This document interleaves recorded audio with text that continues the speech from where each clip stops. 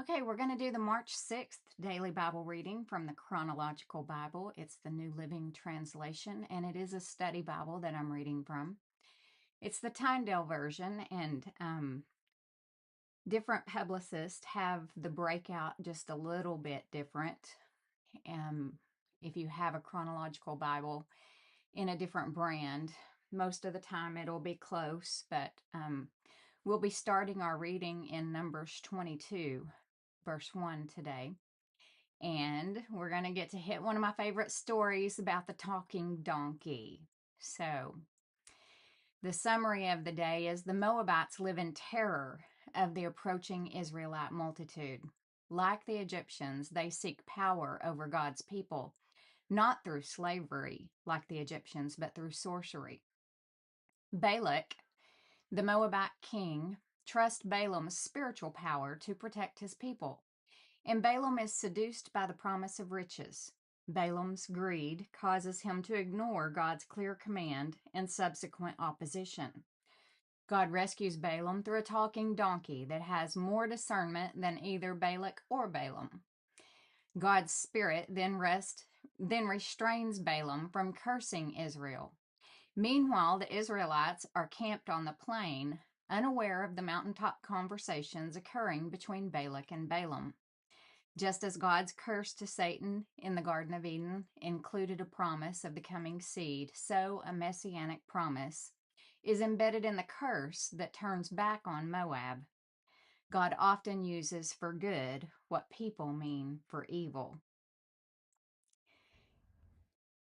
So Balak sends for Balaam. Numbers 22, verse 1. Then the people of Israel traveled to the plains of Moab and camped east of the Jordan River across from Jericho. Balak, son of Zippor, the Moabite king, had seen everything the Israelites did to the Amorites. And when the people of Moab saw how many Israelites there were, they were terrified. The king of Moab said to the elders of Midian, "This mob will devour everything in sight, like an ox devours grass in the field."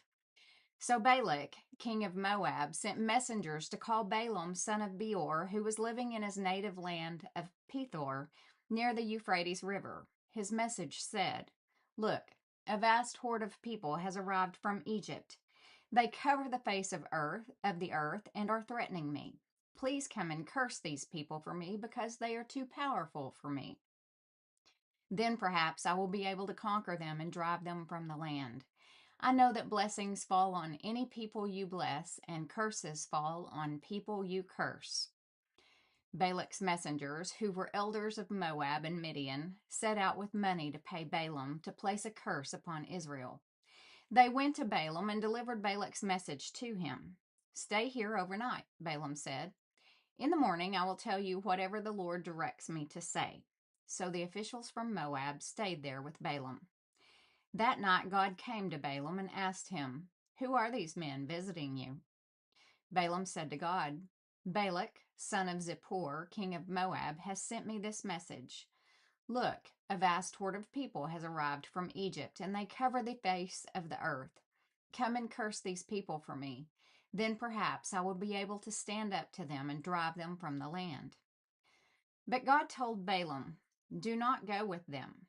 You are not to curse these people, for they have been blessed." The next morning, Balaam got up and told Balak's officials, "Go on home. The Lord will not let me go with you."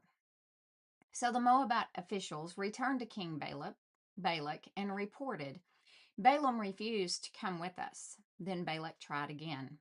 This time he sent a larger number of even more distinguished officials than those he had sent the first time. They went to Balaam and delivered this message to him. "This is what Balak, son of Zippor, says.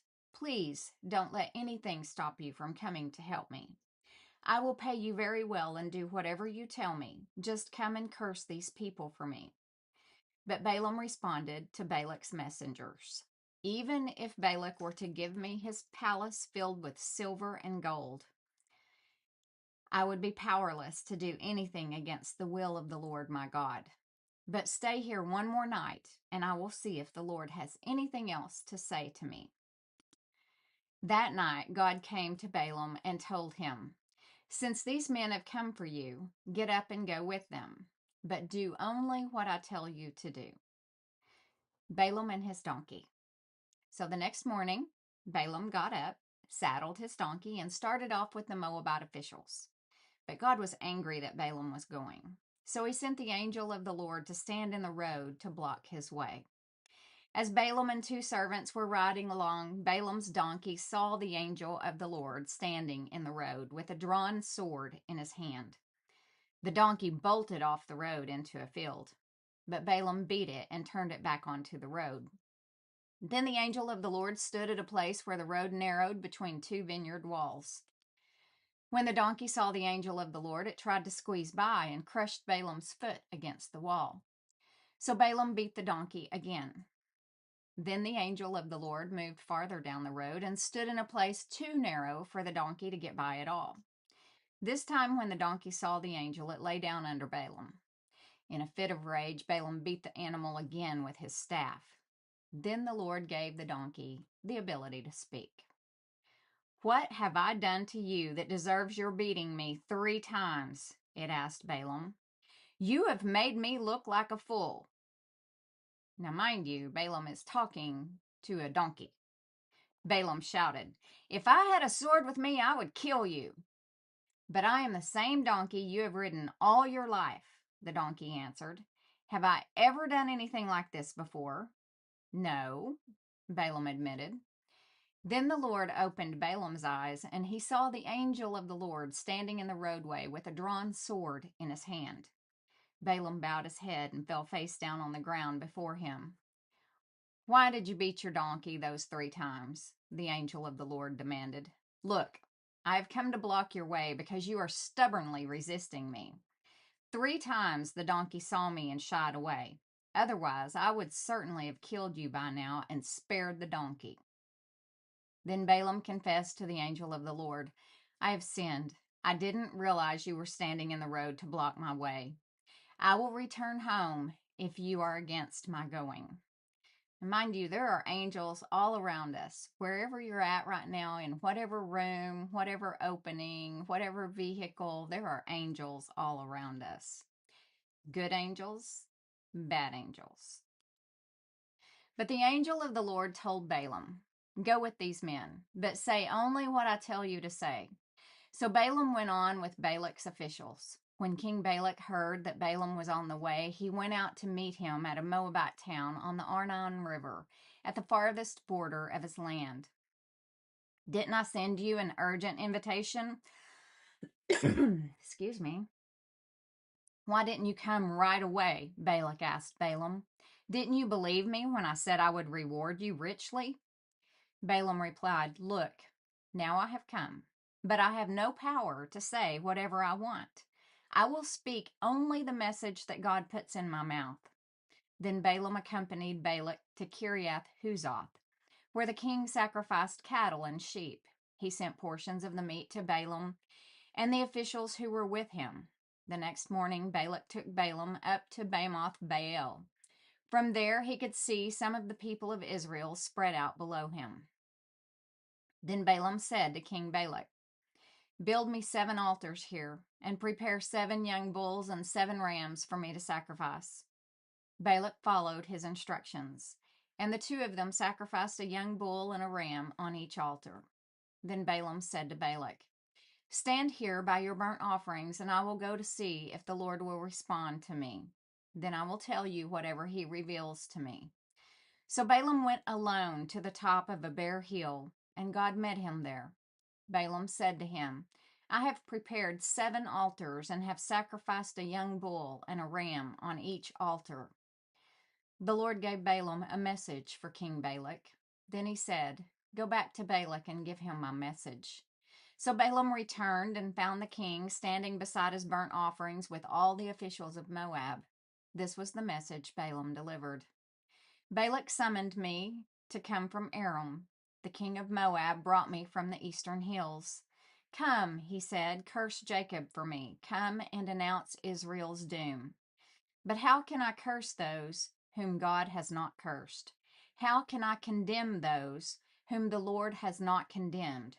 I see them from the cliff tops, I watch them from the hills. I see a people who live by themselves, set apart from other nations. Who can count Jacob's descendants, as numerous as dust? Who can count even a fourth of Israel's people? Let me die like the righteous. Let my life end like theirs. Then King Balak demanded of Balaam, "What have you done to me? I brought you to curse my enemies. Instead, you have blessed them." But Balaam replied, "I will speak only the message that the Lord puts in my mouth." Balaam's second prophecy, Numbers 23:13.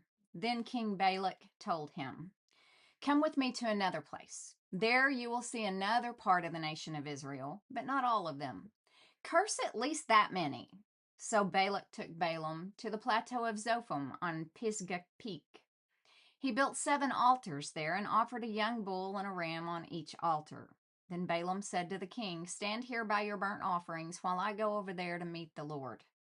And the Lord met Balaam and gave him a message. Then he said, "Go back to Balak and give him my message." So Balaam returned and found the king standing beside his burnt offerings with all the officials of Moab. "What did the Lord say?" Balak asked eagerly.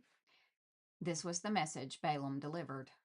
"Rise up, Balak, and listen. Hear me, son of Zippor. God is not a man, so he does not lie.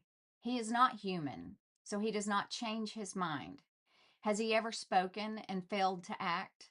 Has he ever promised and not carried it through? Listen, I received a command to bless. God has blessed, and I cannot reverse it. No misfortune is in his plan for Jacob. No trouble is in store for Israel. For the Lord their God is with them. He has proclaimed their king. God brought them out of Egypt. For them, he is as strong as a wild ox. He has been proclaimed their king. God has been proclaimed their king. God brought them out of Egypt. For them, he is as strong as a wild ox. No curse can touch Jacob. No magic has any power against Israel.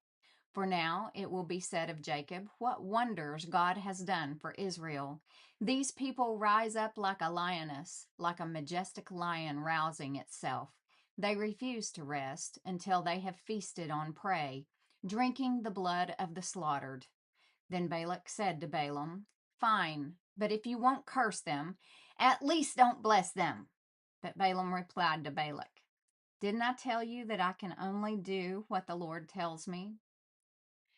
Then King Balak said to Balaam, "Come, I will take you to one more place. Perhaps it will please God to let you curse them from there." So Balak took Balaam to the top of Mount Peor, overlooking the wasteland. Balaam again told Balak, "Build me 7 altars and prepare 7 young bulls and 7 rams for me to sacrifice." So Balak did as Balaam ordered and offered a young bull and a ram on each altar. By now Balaam realized that the Lord was determined to bless Israel. So he did not resort to divination as before. Instead, he turned and looked out toward the wilderness, where he saw the people of Israel camped, tribe by tribe. Then the Spirit of God came upon him, and this is the message he delivered. This is the message of Balaam, son of Beor, the message of the man whose eyes see clearly, the message of one who hears the words of God, who sees a vision from the Almighty, who bows down with eyes wide open. How beautiful are your tents, O Jacob! How lovely are your homes, O Israel! They spread before me like palm groves, like gardens by the riverside. They are like tall trees planted by the Lord, like cedars beside the waters. Water will flow from their buckets. Their offspring have all they need. Their king will be greater than Agag. Their kingdom will be exalted. God brought them out of Egypt. For them he is as strong as a wild ox. He devours all the nations that oppose him, breaking their bones in pieces, shooting them with arrows. Like a lion, Israel crouches and lies down, like a lioness who dares to arouse her. Blessed is everyone who blesses you, O Israel, and cursed is everyone who curses you.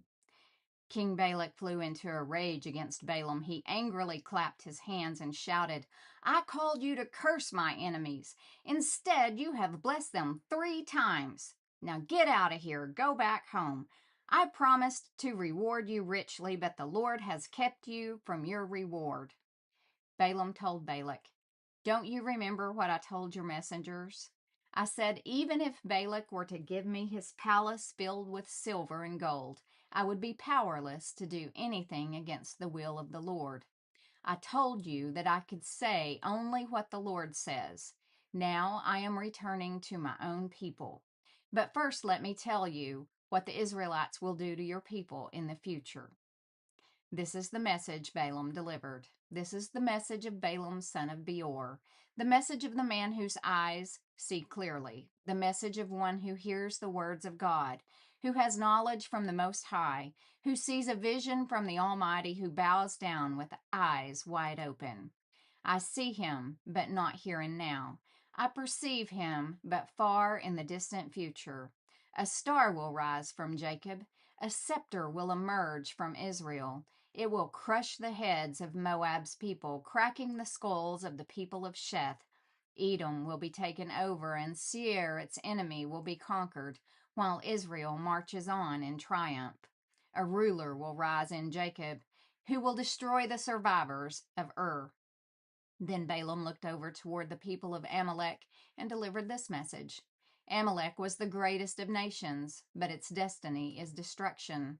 Then he looked over toward the Kenites and delivered this message. Your home is secure, your nest is set in the rocks, but the Kenites will be destroyed when Assyria takes you captive. Balaam concluded his messages by saying, alas, who can survive unless God has willed it? Ships will come from the coast of Cyprus.